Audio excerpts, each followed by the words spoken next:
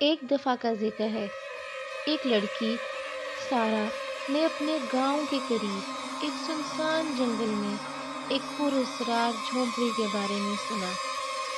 کہا جاتا تھا کہ وہاں رات کو عجیب آوازیں آتی اور کوئی بھی اس کے قریب جانے کی ہمت نہیں کرتا تھا۔ سارا ایک بہادر لڑکی تھی اور اس کی طبیعت میں تجسس بہت تھا۔ ایک دن اس نے فیصلہ کیا کہ وہ جھونپڑی کا راز جاننے کے لیے وہاں جائے گی۔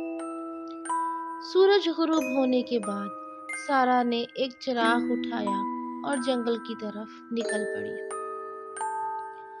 جنگل میں داخل ہوتے ہی ہوا سرد اور عجیب سی ہو گئی اور سارا عالم جیسے خاموشی میں ڈوبا ہوا تھا۔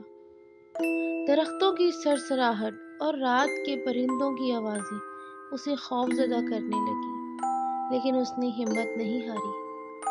چند لمحوں کے بعد سارا جھونپڑی کے سامنے ہی کھڑی تھی۔ جھونپڑی پرانی اور ٹوٹی پھوٹی تھی۔ دروازہ آہستہ آہستہ ہوا سے ہل رہا تھا، جیسے اندر کوئی دعوت دے رہا ہو۔ سارا نے چراغ کو مضبوطی سے پکڑا اور دروازہ دھکیل کر اندر داخل ہو گئی۔ اندر ہر طرف دھول اور مکڑی کے جالے تھے۔ دیواروں پر عجیب نشان تھے، جیسے کسی نے ناخنوں سے کھرچ کر بنائے ہوں۔ اچانک سارا کو ایک دھیمی سرگوشی سنائی دی۔ "کون ہے؟" وہ چونک گئی اور چراغ کی روشنی کو ادھر ادھر گھمانے لگی۔ اس کے سامنے ایک سایہ نمودار ہوا۔ وہ سایہ آہستہ آہستہ اس کے قریب آ رہا تھا۔ سارا کا دل تیز دھڑکنے لگا، لیکن وہ اپنی جگہ سے ہلی نہیں۔ سایہ قریب آیا تو سارا نے دیکھا کہ وہ ایک بوڑھی عورت تھی، جس کے بال الجھے ہوئے اور آنکھیں سرخ رنگ کی تھیں۔ "تم یہاں کیوں آئی ہو؟" بوڑھی عورت نے غصے سے پوچھا۔ سارا نے کانپتی ہوئی آواز میں جواب دیا، "میں یہ جاننا چاہتی تھی کہ یہاں کیا راز ہے۔"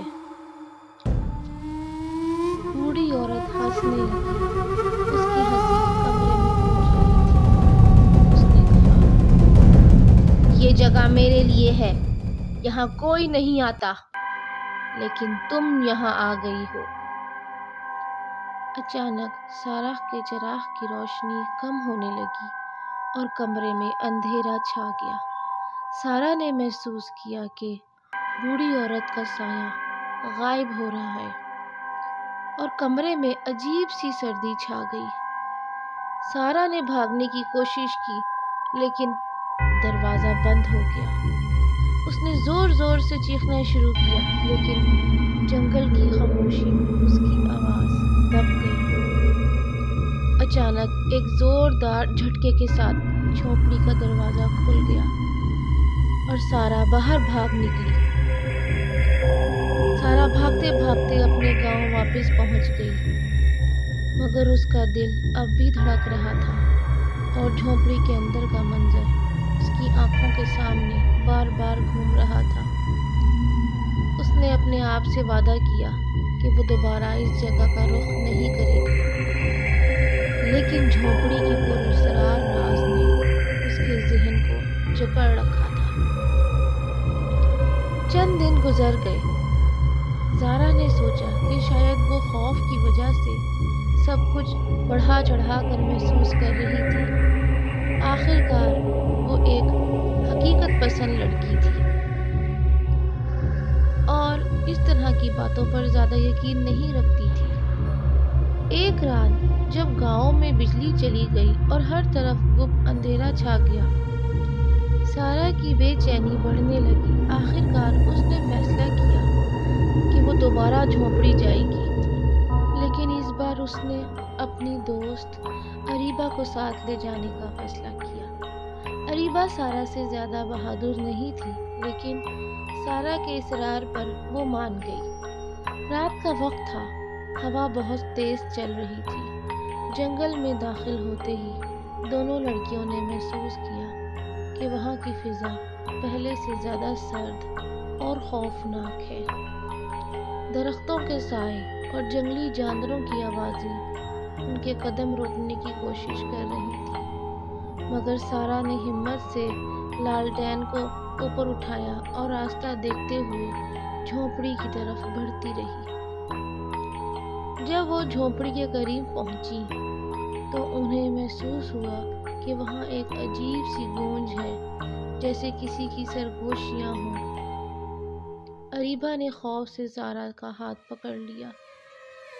سارا، مجھے یہ اچھا خیال نہیں لگتا، چلو ہم واپس چلتے ہیں۔ لیکن سارا نے اسے تسلی دی اور دروازہ دھکیل کر دوبارہ اندر داخل ہو گئی۔ اندر کا منظر بالکل ویسا ہی تھا جیسا سارا نے پہلے دیکھا تھا، دھول، جالے اور وہی پراسرار نشان، لیکن اس بار ہوا میں ایک تیز خوشبو بھی شامل تھی، جیسے کوئی پرانی لکڑی جل رہی ہو۔ سارا نے لالٹین کی روشنی کے ساتھ دیواروں کا جائزہ لینا شروع کیا۔ اچانک فرش کے نیچے سے قدموں کی آواز سنائی دی۔ دونوں لڑکیاں خوف کے مارے جم گئیں۔ سارا نے اریبا کی طرف دیکھا جو لرزتے ہوئے بولی، یہ آواز کہاں سے آ رہی ہے؟ سارا نے آہستہ سے فرش پر قدم رکھا۔ جیسے ہی اس نے قدم رکھا، ایک لکڑی کی تختی چڑچڑاتی اور نیچے گرنے لگی۔ دونوں لڑکیاں چیخ کر پیچھے ہٹ گئیں۔ فرش کے نیچے ایک تاریک سرنگ نمودار ہوئی، جس سے ٹھنڈی ہوا کے جھونکے باہر آ رہے تھے۔ سارا نے جھک کر سرنگ کے اندر جھانکا، لیکن اندھیرا اتنا گہرا تھا کہ کچھ نظر نہ آیا۔ اریبا نے کہا، سارا، یہ بہت خطرناک ہے، ہمیں یہاں سے واپس چلنا چاہیے۔ لیکن سارا کے تجسس حد سے زیادہ بڑھ چکا تھا۔ اریبا، اگر ہم آج یہ راز نہیں جانیں گے تو ہمیں کبھی سکون نہیں ملے گا۔ سارا نے لالٹین کو نیچے لٹکایا اور سرنگ کے اندر قدم رکھنے لگی۔ اریبا مجبوراً اس کے پیچھے چل پڑی۔ سرنگ تنگ اور لمبی تھی۔ چند منٹ کے بعد انہیں سرنگ کے آخر میں ایک روشنی کی ہلکی سی جھلک نظر آئی۔ جیسے ہی وہ روشنی کے قریب پہنچی، دونوں لڑکیاں حیران رہ گئیں۔ سرنگ کے آخر میں ایک چھوٹا سا کمرہ تھا، جس کی دیواروں پر پرانی تصویریں اور نقاشی بنی ہوئی تھی، اور ایک سائڈ پر چھوٹا سا چراغ جل رہا تھا، اور ایک میز پر ایک بند کتاب رکھی تھی۔ سارا نے کانپتے ہوئے کتاب کو چھوا۔ جیسے ہی اس نے کتاب کھولی، ایک تیز دھماکہ ہوا اور کمرے کی روشنی بجھ گئی۔ اچانک ایک گہری آواز گونجی، تم نے میری نیند خراب کر دی۔